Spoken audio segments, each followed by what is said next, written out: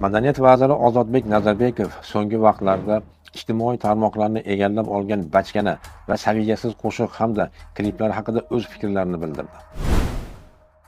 Vazir mazkur savolga jumladan shunday javob berdi: Biz demokratik jamiyat qurmoqchi ekanmiz, erkinliklarni talab qiladigan jamiyat mana shu narsalarga o'zi tayyormi degan savol chiqadi.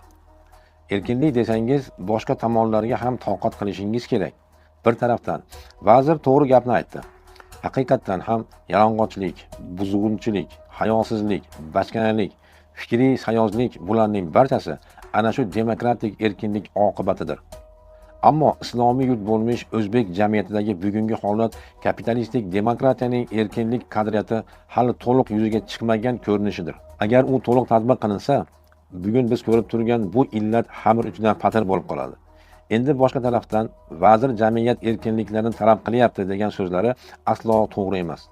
To'g'risi shuki, demokratik dunyoqarash va buzuq g'arbcha yashash tarzi o'zbek rejimi tarafidan musulmon xalqimizga zo'rlik bilan tiqishtirilyapti.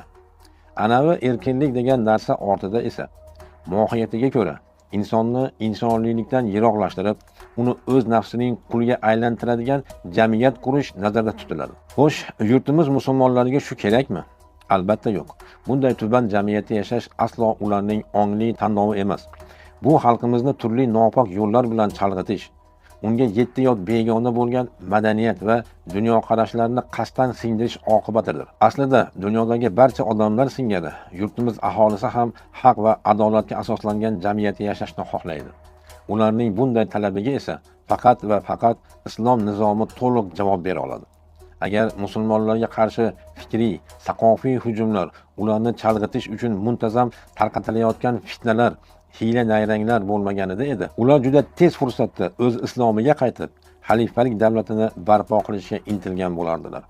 Shuning uchun musulmon xalqimiz islomga butunlay zid bo'lgan bu demokratiyani inkor etib, yuksak insoniy fazilatlarni yuzaga chiqaruvchi, ummatni aziz va mukarram qiluvchi hamda har sohada taraqqiyotning eng oliy namunasini ko'rsatuvchi islom nizomini tatbiq bo'lishi uchun bor imkoniyatini sarflamoq vojibdir.